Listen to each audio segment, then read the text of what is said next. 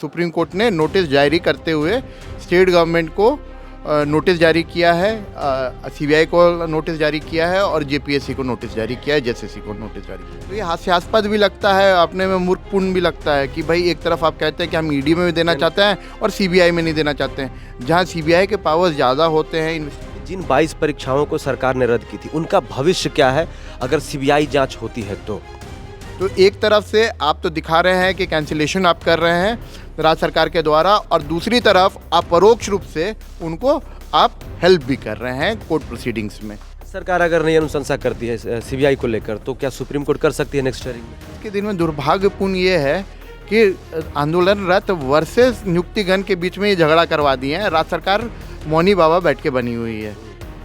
एक supreme court का एक दलील लगातार लोग हवाला दे रहे हैं, जैसे कल पूर्व मुख्यमंत्री चंपई सोरेन ने प्रेस कॉन्फ्रेंस किया और उन्होंने बोला कि एक गिलास में 2 बूंद भी जहर है तो उसे फेंकना पड़ता है कोर्ट में।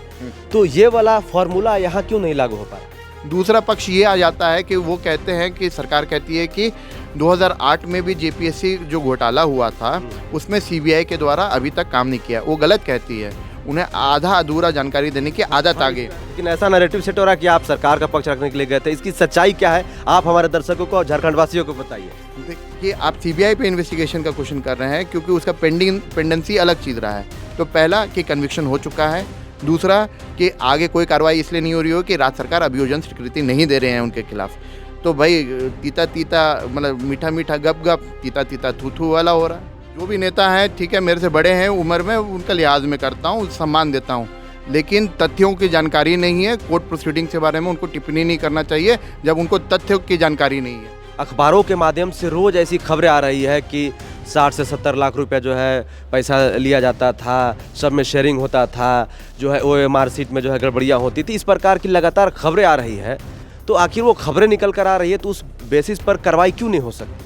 आज जितने भी साक्ष्य हैं उसको मिटाने का काम किया जा सकता है, उसको डिस्ट्रॉय किया जा सकता है, उसको टेम्पर किया जा सकता है। तो राज्य सरकार को तो अपने सीबीआई इंक्वायरी करना चाहिए, कल कर दे परसों कर दे, उसमें क्या लेना देना है। दोस्तों, जेपीएससी और जेएसएससी में कथित घोटाले और कथित अनियमितताओं को लेकर सुप्रीम कोर्ट में एक याचिका पर आज सुनवाई हुई। जो पीआईएल करता है उनका नाम है हरीश शरण देवगन जी। इन्होंने पीआईएल किया था और आज उस पीआईएल पर सुनवाई हुई है। इस मुद्दे पर हम लोग बातचीत करने के लिए झारखंड हाई कोर्ट के चर्चित अधिवक्ता कुमार हर्ष साहब के पास हम लोग आ गए हैं। ये तमाम मुद्दों पर लगातार बोलते हैं और ये 18 या 19 तारीख को जब हाई कोर्ट में मामला आया था, जहां पर 11वीं 13वीं जेपीएससी को स्टे किया था, रद्द वाले मामले को स्टे किया था, उस मामले पर ये छात्रों की तरफ से पक्ष रख रहे थे। तो हम इनसे जानते हैं कि आज सुप्रीम कोर्ट में क्या सुनवाई हुई, क्या हुआ, छात्रों के हित में कुछ आया कि नहीं आया। कुमार हर्ष साहब से हम जानेंगे। सर जोहार। जोहार, बहुत बहुत जोहार। सर, मामला हाई कोर्ट से निकल के सुप्रीम कोर्ट तक पहुंचा और सुप्रीम कोर्ट में आज सुनवाई था, शायद चीफ जस्टिस ऑफ इंडिया के बेंच पे। क्या हुआ वहां पे सर? देखिए, माननीय जो हमारे चीफ जस्टिस ऑफ इंडिया है उनके बेंच में ये सुनवाई हुई थी। हरिशरण देवगन के द्वारा पिटीशन दायर करते हुए ये कहा गया था, ये मांग रखी गई थी कि जितने भी सीबीआई इंक्वायरी होना चाहिए, जितने भी यहाँ घोटाले हुए हैं जेपीएससी और जेएसएससी के द्वारा जो भी कंडक्ट किए गए एग्जामिनेशन है, उसमें इन्वेस्टिगेशन सीबीआई के द्वारा होना चाहिए। उन्होंने अपने पिटीशन में ये कहने का काम किया कि सीआईडी का जो इन्वेस्टिगेशन चल रहा है ये बजरब इन्वेस्टिगेशन है, ढंग से उसको कंडक्ट नहीं कराया जा रहा है, और साथ साथ सीबीआई इन्वेस्टिगेशन की मांग की। बहस के दौरान ये भी तथ्य सामने आया मनन कुमार मिश्रा जी के द्वारा, जो बार काउंसिल ऑफ इंडिया के चेयरमैन हैं, उन्होंने ये बात भी रखी कि देखिए कि ये जो मामला आ रहा है वो एक दिन में फाइलिंग हो जा रहा है, एक दिन में प्रिपेयर हो जा रहा है, एक दिन में फाइलिंग हो जा रही है और एक दिन में स्टे हो जा रहा है, और स्टेट गवर्नमेंट के द्वारा इनडायरेक्टली रूप से, आप परोक्ष रूप से समर्थन दिया जा रहा है उन पिटिशनरों को जिनका एग्जामिनेशन कैंसिल किया गया है, जिनकी नियुक्ति अपने खतरे के संकट में है। तो एक तरफ से आप तो दिखा रहे हैं कि कैंसिलेशन आप कर रहे हैं राज्य सरकार के द्वारा, और दूसरी तरफ आप परोक्ष रूप से उनको आप हेल्प भी कर रहे हैं कोर्ट प्रोसीडिंग्स में।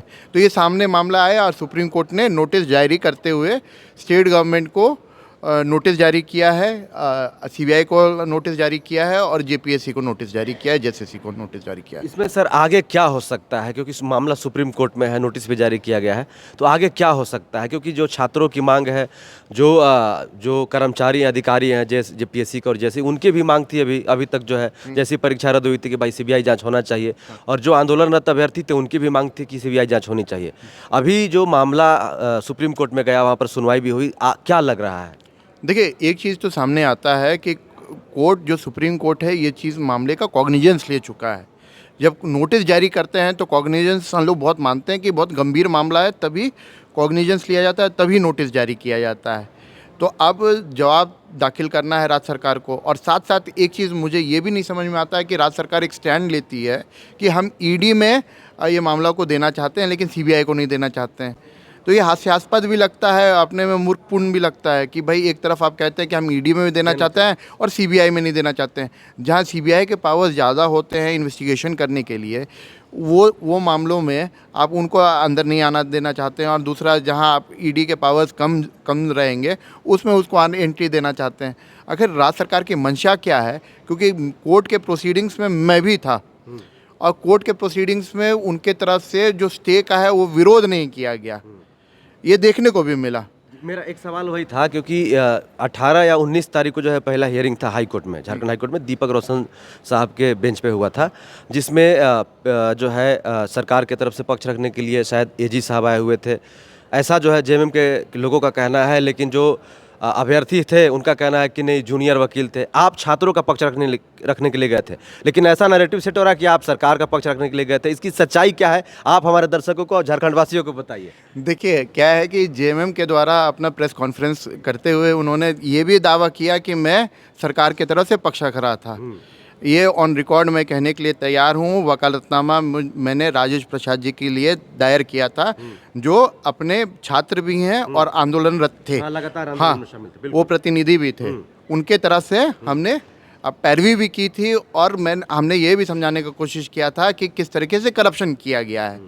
अब जेएमएम के द्वारा किस तरीके से मेरा नाम को उल्लेख करते हुए सरकार का पक्ष रखने के लिए कह रहे हैं, ये तो मूर्खता। मिथिलेश ठाकुर जी बोले हैं आपके बारे में? मेरे बारे में जो भी नेता हैं, ठीक है, मेरे से बड़े हैं उम्र में, उनका लिहाज में करता हूँ, सम्मान देता हूँ, लेकिन तथ्यों की जानकारी नहीं है। कोर्ट प्रोसीडिंग्स के बारे में उनको टिप्पणी नहीं करना चाहिए जब उनको तथ्यों की जानकारी नहीं है, पहला बात।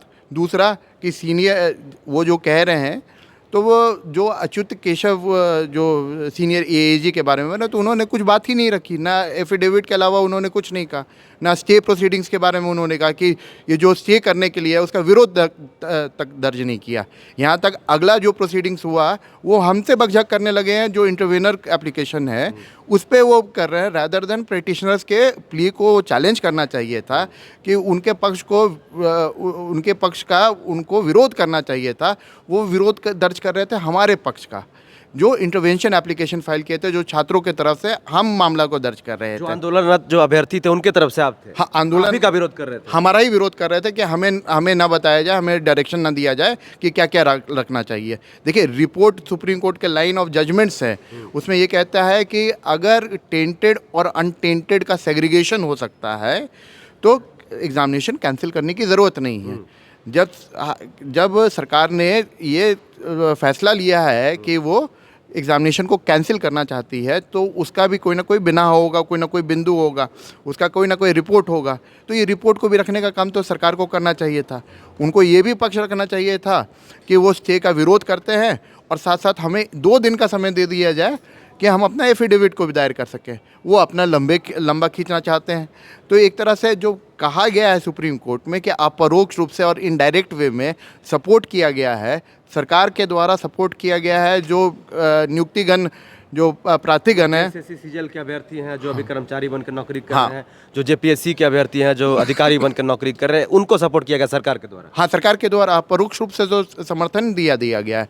जब आप विपक्ष मतलब आप उनका विरोध नहीं करिएगा, जब आपका अपना ऑर्डर रहता है, उसको डिफेंड करने का काम किसका होना चाहिए? राज्य सरकार का होना चाहिए। राज्य सरकार उसको डिफेंड नहीं कर रही है, तो इसका ये मंशा साबित हो जाता है कि वो आंदोलनरत छात्रों के साथ नहीं है, बल्कि वो उनके साथ हैं जो नियुक्तिगण हैं।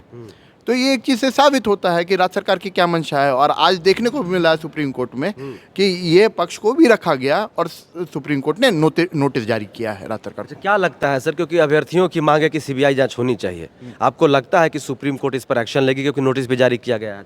मुझे एक चीज़ का डर है, सुप्रीम कोर्ट से पहले सीबीआई इन्वेस्टिगेशन मान लीजिए राज्य सरकार भी कर लेगी, तो पहले जो करना चाहिए था, आज जितने भी साक्ष्य हैं उसको मिटाने का काम किया जा सकता है, उसको डिस्ट्रॉय किया जा सकता है, उसको टेम्पर किया जा सकता है।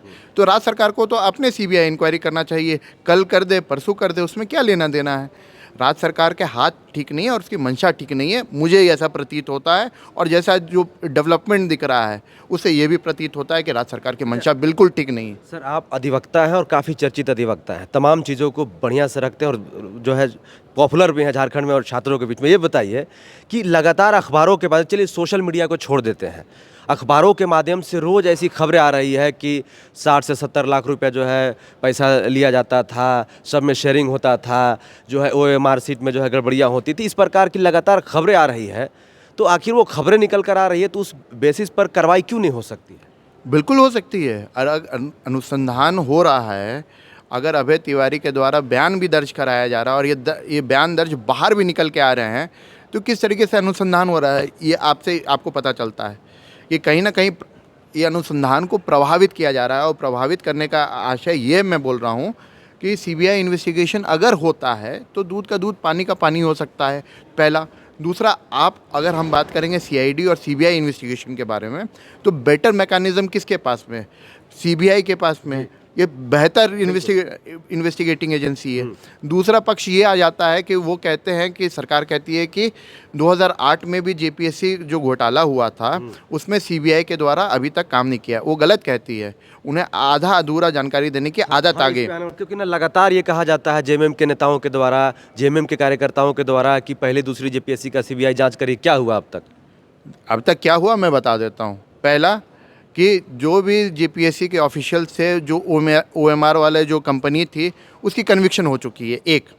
दूसरा कि जितने भी लोग काम कर रहे हैं, ठीक है, ये मामला चला गया।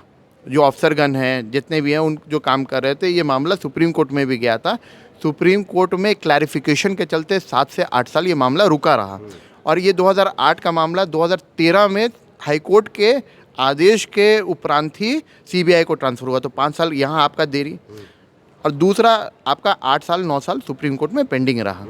2024 में सीबीआई जब चार्जशीट दायर करती है तो उसके उपरांत राज्य सरकार को स्वीकृति देना चाहिए, नियोजन में बोल रहा हूँ, सैंक्शन देना चाहिए 197 और सीआरपीसी के तहत। 2024 में चार्जशीट हुई है, 2026 होने जा रहा है, 2.5 साल से ऊपर होने जा रहा है और राज्य सरकार अभी तक अभियोजन की स्वीकृति तक नहीं दी है जो प्रावधान है, क्योंकि अफसर बन गए हैं। उस सैंक्शन देने का काम तो राज्य सरकार का है। तो अब राज्य सरकार बताए कि अभियोजन स्वीकृति उन्होंने प्रदान क्यों नहीं किया 2.5 साल तक, rather than putting a question कि आप सीबीआई पे इन्वेस्टिगेशन का क्वेश्चन कर रहे हैं, क्योंकि उसका पेंडेंसी अलग चीज़ रहा है। तो पहला कि कन्विक्शन हो चुका है, दूसरा कि आगे कोई कार्रवाई इसलिए नहीं हो रही हो कि राज्य सरकार अभियोजन स्वीकृति नहीं दे रहे हैं उनके खिलाफ। तो भाई तीता तीता मतलब मीठा मीठा गप गप, तीता तीता थू थू वाला हो रहा है। सर, एक बात बताइए, 22 परीक्षाओं को रद्द किया गया था जिसमें हाई कोर्ट में मामला आया। जो सीजीएल के अभ्यर्थी हैं, जो अभी वर्तमान समय में कार्यरत हैं, कर्मचारी हैं, उन्होंने जो है पिटीशन दायर किया, उन्होंने हाई कोर्ट में आए और मामला एक ही दिन में स्टे हो गया। जेपीएससी का मामला हो चाहे जेएसएससी का मामला हो।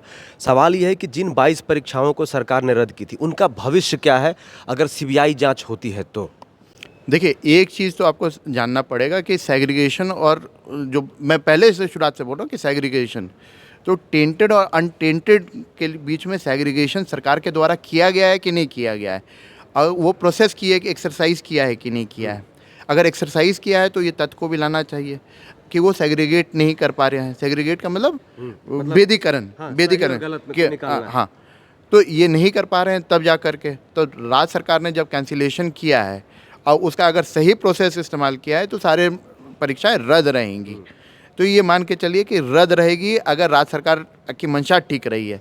अगर राज्य सरकार की मंशा ठीक नहीं रही है तो सीबीआई इन्वेस्टिगेशन में जो भी करप्ट हैं उनको अकाउंटेबल करने का काम सीबीआई को करना चाहिए, अगर राज्य सरकार चाहे तो, या तो कोर्ट चाहे तो। तो ये चीज़ तो एक चीज़ समझ में आता है कि राज्य सरकार भी अपने मानती है कि यहाँ भ्रष्टाचार हुआ है, उनके रिजीम में भ्रष्टाचार हुआ है, और वो भ्रष्टाचार को मानते हुए ये बात कहती है कि हाँ भ्रष्टाचार हुआ है, हम उसको रद्द भी कर रहे हैं और अपनी वाहवाही अपनी पीठ भी थपथपाने का काम कर रही है।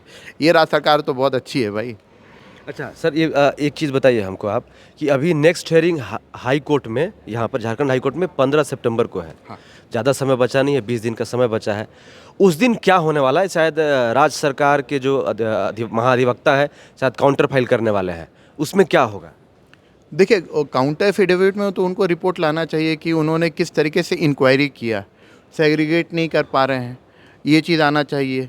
दूसरा पर्सनल हियरिंग के लिए एक वेस्ट बंगाल का जजमेंट है, जैसे कि आपको याद होगा कि 21,000 से ज़्यादा असिस्टेंट टीचर्स की नियुक्ति की गई थी, उसे खारिज कर दिया 9 गया। साल बाद शायद। हाँ 9 साल बाद ना? हाँ 21,000 की नियुक्ति की गई थी, उसे खारिज कर दिया गया था। तो उसमें ये किया है कि पर्सनल हियरिंग का आपको कोई भी अपॉर्चुनिटी नहीं देना पड़ेगा। जब इसमें कहीं भी भ्रष्टाचार व्याप्त आता है, व्याप्त भ्रष्टाचार का मामला आता है, तो उसमें आपको पर्सनल नोटिस की भी ज़रूरत नहीं पड़ती है, पर्सनल हियरिंग की भी ज़रूरत नहीं पड़ती है। तो ये सारे मामले एफिडेविट में राज्य सरकार को लाना चाहिए, मुझे ऐसा लगता है, अगर उसका मंशा सही है तो। सर एक सवाल रहेगा, सेग्रीगेशन की बात होती है, एक सुप्रीम कोर्ट का एक दलील लगातार लोग हवाला दे रहे हैं। जैसे कल पूर्व मुख्यमंत्री चंपई सोरेन ने प्रेस कॉन्फ्रेंस किया और उन्होंने बोला कि एक गिलास में 2 बूंद भी जहर है तो उसे फेंकना पड़ता है कोर्ट में। तो ये वाला फॉर्मूला यहाँ क्यों नहीं लागू हो पा रहा है? देखिए यही तो मैं बोल रहा हूँ कि अगर ग्लास में 1 बूंद जहर भी आ गया ना, तो पूरा आपको पानी जहर बना देता है। ये राजस्थान का जजमेंट है, ये अभी लेटेस्ट सुप्रीम कोर्ट के जजमेंट है। तो आप जब रद्द करते हैं तो ये चीज़ आपको लाना पड़ेगा ना, क्योंकि देखिए जो प्रोसेस ऑफ लॉ कहते हैं ना, प्रोसेस ऑफ लॉ के साथ क्या है कि सबको अधिकार मिला हुआ है, चाहे नियुक्तिगण वाले लोगों को भी अधिकार है और जो आंदोलनरत है उनको भी है। आज के दिन में दुर्भाग्यपूर्ण ये है कि आंदोलनरत वर्सेस नियुक्तिगण के बीच में ये झगड़ा करवा दिए हैं। राज्य सरकार मौनी बाबा बैठ के बनी हुई है। तो ये देखने में दुख लगता है कि 2 छात्रों के बीच में लड़ाई कर दिए हैं, और उसके पीछे कौन है? तो राज्य सरकार का आपका भ्रष्टाचार नीति है। जो नीति भ्रष्ट नीति रही है और जो कदाचार हुआ है, ये किसी से छुपा नहीं है। राज्य सरकार अपने मानती है कि कदाचार हुआ है, भ्रष्टाचार हुआ है। तो ये सारे चीज़ आगे ना हो, तो इस पे भी विशेष ध्यान रखना चाहिए कि कोई आदमी, छात्र जो अभ्यर्थी है, वो कहीं कोर्ट का दरवाज़ा ना खटखटाए, ऐसा प्रोसेस होना चाहिए। क्योंकि छात्र का काम नहीं है कि कोर्ट आए, छात्र का काम है पढ़े और अच्छे से एग्जामिनेशन कंडक्ट हो, और एग्जामिनेशन वो क्लियर करे ना क्लियर करे वो अलग विषय हो सकता है। लेकिन ये सारा विषय राज्य सरकार के अधीन होना चाहिए, उसके ध्यान में होना चाहिए। लेकिन सरकार यहाँ अलग बन के भ्रष्टाचार भी किया है और वाहवाही भी अपने लूट रही है कैंसिलेशन करने के बाद, और उसके बाद कोर्ट प्रोसीडिंग्स में भी उनको हेल्प करने का काम कर रही है जो भ्रष्ट कर्मचारी हैं। तो ये चीज़ से समझ में आता है कि सरकार की मंशा बिल्कुल ठीक नहीं है, अनर्गल बयानबाजी करती है, तथ्यों को छुपाने का काम करती है, सेपरेशन ऑफ फैक्ट्स होते हैं। इससे सारा चीज़ समझ में मुझे आता है। मुझे जो दृष्टिकोण से समझ में आता है कि राज्य सरकार की मंशा तो ठीक नहीं है, लेकिन कृत्य भी ठीक नहीं है। एक सवाल रहेगा सर, सुप्रीम कोर्ट में आज हियरिंग हुआ, चीफ जस्टिस ने जो भी वहाँ पे कही होगी, क्योंकि वीडियो भी शायद आया हुआ है। मेरा सवाल ये है कि आपने बताया कि नोटिस किया गया है जारी, तो सरकार आगे क्या जवाब देगी उस नोटिस का? राज्य सरकार की मंशा ठीक रहेगी, क्योंकि राज्य सरकार मेरे अधीन तो नहीं है, ठीक है। राज्य सरकार की मंशा ठीक है तो अच्छा एफिडेविट करेगी, और उसका विरोध नहीं करना चाहिए राज्य सरकार को। कि आज के हियरिंग में विरोध हो रहा था क्या? राज्य सरकार पहले ही कैविएट लगा के बैठी हुई थी कि उसे नोटिस मिलेगा। कोई एक और अधिवक्ता है मिस्टर सिंह, हाँ नाम मैं भूल जा रहा हूँ, ही अपीयर्ड कि मैं स्टेट गवर्नमेंट से, हमको इंस्ट्रक्शन, कोर्ट ने पूछा आपको इंस्ट्रक्शन है, तो उन्होंने बोला हाँ मुझे इंस्ट्रक्शन है कि स्टेट गवर्नमेंट के लिए अपीयर करने के लिए। तो इससे पता चलता है कि पहले ही से राज्य सरकार तैयार है कि विरोध करने के लिए। अगर उन्हें सत्य जानना है और अकाउंटेबल करना है, पब्लिक कॉन्फिडेंस लाना है, जो बोलते हैं ना अकाउंटेबिलिटी, ट्रांसपेरेंसी और चर्चा में आया शब्द अकाउंटेबिलिटी, भाई जवाबदेही तय कीजिए दिल्ली के जंतर मंतर से, तो यहाँ भी होना चाहिए। बिल्कुल होना चाहिए। यही हेमंत सोरेन जी जंतर मंतर गए थे, हमारे माननीय मुख्यमंत्री मांझी गई थी उनकी राज्यसभा सांसद, हाँ ठीक है, तो उन्होंने समर्थन दिया है। तो यहाँ भी छात्रों के हित में उन्हें अकाउंटेबल होना चाहिए, ट्रांसपेरेंसी आनी चाहिए, और अगर सीबीआई इन्वेस्टिगेशन राज्य सरकार त्वरित रूप से करती है तो मुझे लगता है कि पब्लिक कॉन्फिडेंस भी आएगी। मैं एक और बात कहता हूँ, अगर देर से करेगी तो पब्लिक कॉन्फिडेंस नहीं आएगी, क्योंकि tampering of evidence, destroying of evidence, ये से पता चलेगा कि आपकी मंशा ये थी कि वहाँ टेम्परिंग हो, वहाँ एविडेंसेस को डिस्ट्रॉय किया जाए और मैनिपुलेशन होगा विटनेसों के साथ। तो अगर मंशा है तो त्वरित रूप से सीबीआई की अनुशंसा करने का अधिकार और उनकी जो अधिकार क्षेत्र बनता है वो Delhi special police establishment act में सेक्शन 6 में प्रावधान दिया है, उसका इस्तेमाल करें। अच्छा, राज्य सरकार अगर नहीं अनुशंसा करती है सीबीआई को लेकर तो क्या सुप्रीम कोर्ट कर सकती है नेक्स्ट हियरिंग में? हाँ, दो प्रावधान है। प्रावधान एक तो क्या है कि जो प्रावधान के अनुसार है कि राज्य सरकार अनुशंसा करे, और दूसरा एस्पेक्ट ये आ जाता है कि क्या नाम है, हाई कोर्ट के द्वारा या सुप्रीम कोर्ट के आदेश के अनुसार वो अनुशंसा। नेक्स्ट हियरिंग कब है सुप्रीम कोर्ट में सर? नेक्स्ट हियरिंग के बारे में अभी अपडेट मेरे पास नहीं है, मैं आपको बता दूँगा। ठीक है। तो हमारे साथ बातचीत कर रहे थे झारखंड हाई कोर्ट के चर्चित अधिवक्ता कुमार हर्ष साहब। इन्होंने बहुत ही बारीकी और बहुत ही अच्छे से जानकारी दी कि आगे इस केस में क्या हो सकता है, और जिन 22 परीक्षाओं को रद्द किया गया था, कार्मिक विभाग के द्वारा एक नोटिफिकेशन जारी होता है और रातों रात 22 परीक्षाओं को रद्द कर दिया जाता है। लेकिन इतना भी आसान नहीं है। मामला सुप्रीम कोर्ट में गया, आज सुनवाई भी हुआ, और कोर्ट में क्या हुआ, सीजेआई साहब ने क्या कहा, जो है हर्ष जी ने बताया, आपने सुना होगा। तो इस पूरे विषय पर आपकी क्या राय है दर्शकों, झारखंड के अभ्यर्थियों, ज़रूर कमेंट करके बताइएगा। इस वीडियो को देखने के लिए धन्यवाद। जोहार, नमस्कार।